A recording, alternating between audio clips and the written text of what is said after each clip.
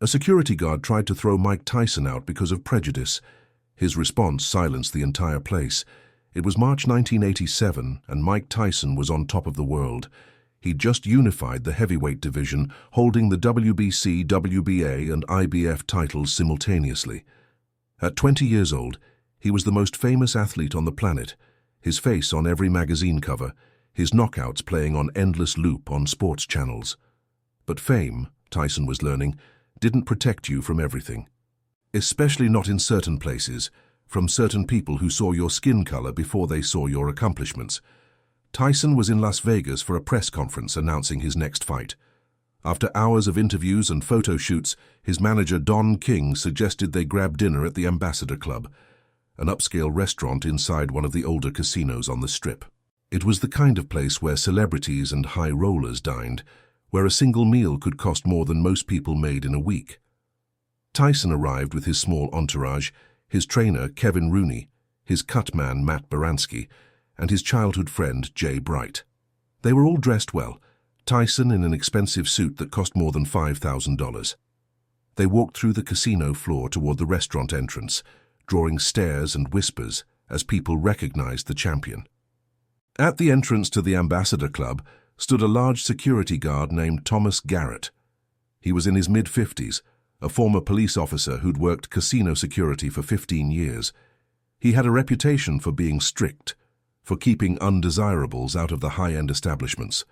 When he saw Tyson and his crew approaching, something in his expression hardened.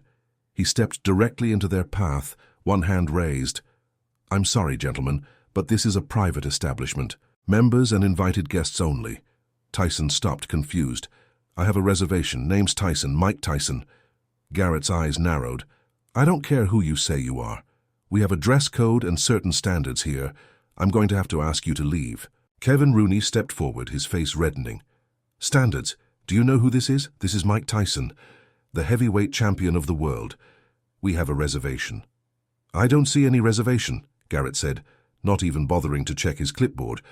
"And I don't appreciate your tone. This establishment caters to a certain clientele. Perhaps you'd be more comfortable at one of the other casinos down the street." The implication was clear. The other casinos, the ones that weren't as exclusive, the ones that didn't mind who walked through their doors.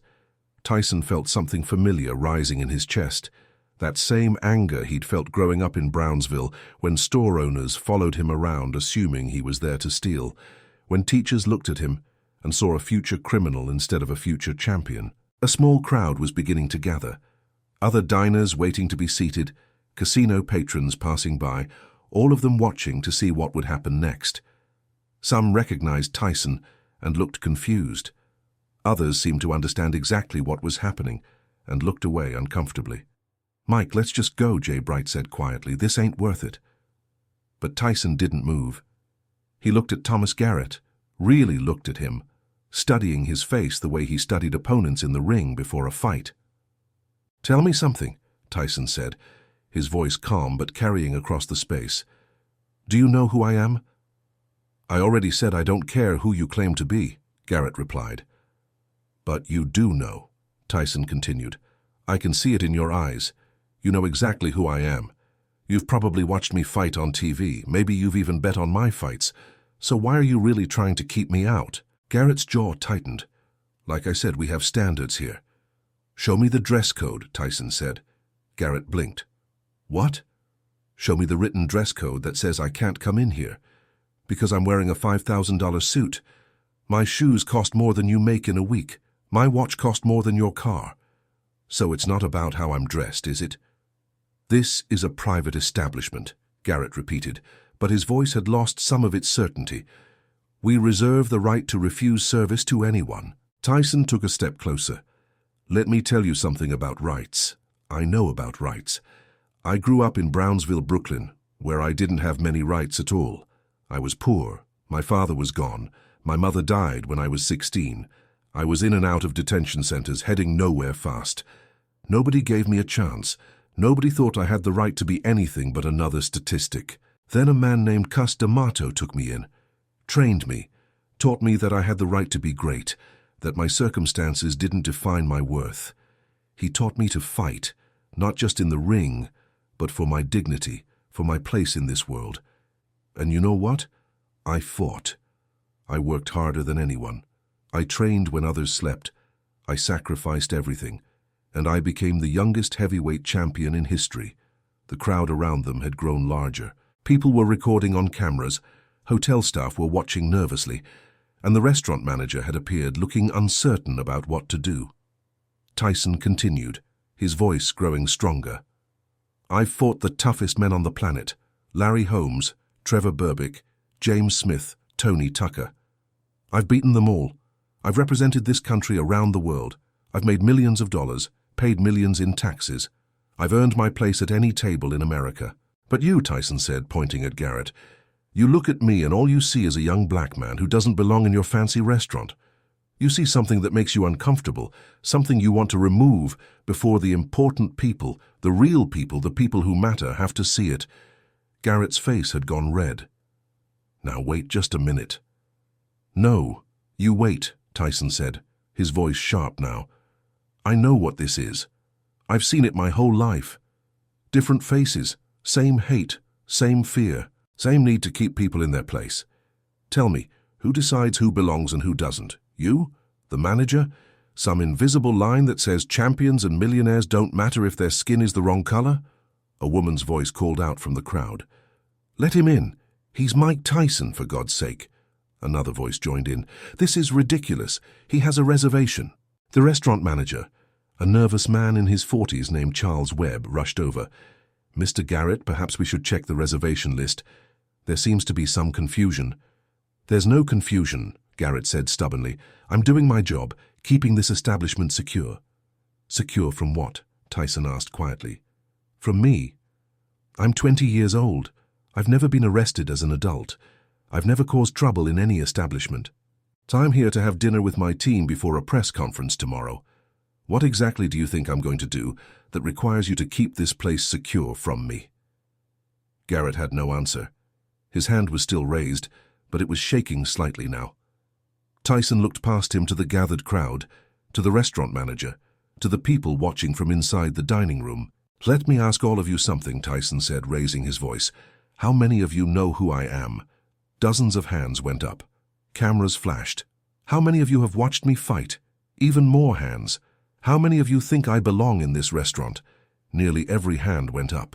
There was applause, shouts of support. A man in an expensive suit called out, "He's welcome at my table."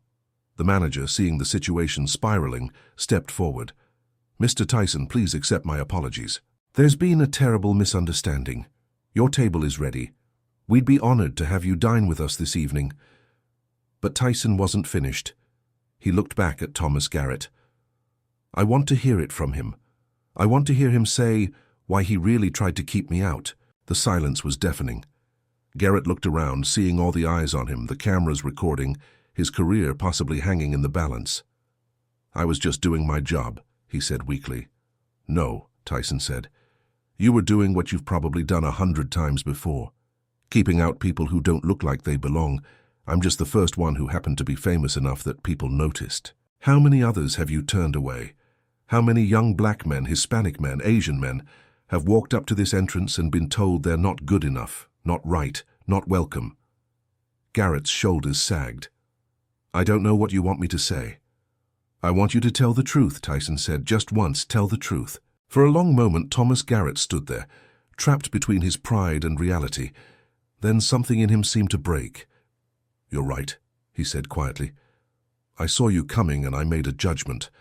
I saw young black men in suits, and I assumed you were trouble. I assumed you didn't have a reservation. I assumed you didn't belong, and I was wrong. The crowd murmured. Someone gasped. The manager looked like he wanted to disappear. Why? Tyson asked. Not angry now, just tired. Why did you assume that? Garrett's eyes were wet. Because that's what I was taught my whole career in the police force in security. I was taught to profile, to watch certain people more closely than others. I was taught that young black men meant trouble. And I never questioned it. I never thought about what it meant, what it did to people like you who were just trying to live their lives. Tyson nodded slowly. You know what the saddest part is? I could knock you out right now. I'm the heavyweight champion of the world. I could end this with one punch, prove I'm exactly what you assumed I was, violent and dangerous. But I'm not going to do that. You know why? Because that's not who I am. Cus D'Amato taught me that real strength isn't about hurting people. It's about controlling yourself, about choosing your battles, about proving people wrong with your character, not your fists. Tyson turned to the crowd. Every person here tonight has a choice. You can see people for who they really are, or you can see them for what you've been taught to fear. You can judge people by their actions and their character, or you can judge them by their skin color and your prejudices. The choice you make defines who you are, not who they are. He turned back to Garrett. I forgive you. Not because what you did was okay, but because holding on to anger only hurts me. But you need to do better. You need to look at every person who walks up to this entrance and see them as a human being first. Not a threat, not a profile, not a category. A person. Garrett wiped his eyes. I will. I promise I will. I'm sorry, Mr. Tyson. I'm truly sorry. Tyson extended his hand. Garrett stared at it for a moment, then shook it firmly. The crowd erupted in applause. People were cheering, crying, shouting support. The manager was practically falling over himself to usher Tyson inside. But before he entered, Tyson had one more thing to say. To everyone watching, everyone recording this, Tyson said, remember that prejudice doesn't always look like hate. Sometimes it looks like caution. Sometimes it looks like just doing my job. But it always feels the same to the person on the receiving end. It always hurts, it always diminishes, and it's always wrong. Mike Tyson had dinner at the Ambassador Club that night. The restaurant manager comped the entire meal and personally apologized 3 more times. Other diners came to his table to shake his hand, to tell him they were sorry, to thank him for handling the situation with such grace. Thomas Garrett worked his shift, but by the end of the week, he'd been reassigned to a different position, away from the entrance, away from the power to decide who belonged and who didn't. 2 months later, Tyson received a letter from Garrett. In it, the former security guard thanked Tyson for not destroying him that night, for giving him a chance to change instead of just punishing him. He wrote that he'd enrolled in diversity training, that he'd started volunteering with youth programs in predominantly black neighborhoods, that he was trying to unlearn a lifetime of prejudice. You showed me that I was wrong without humiliating me, Garrett wrote. You gave me a chance to be better, and I'm taking it. The story of what happened at the Ambassador Club spread throughout Las Vegas and beyond. Other establishments began reviewing their security policies, training their staff differently, questioning the assumptions they'd always taken for granted. Mike Tyson never bragged about that night. When reporters asked about it, he would simply say, "A man made a mistake," and he owned it. That takes courage. But those who were there never forgot.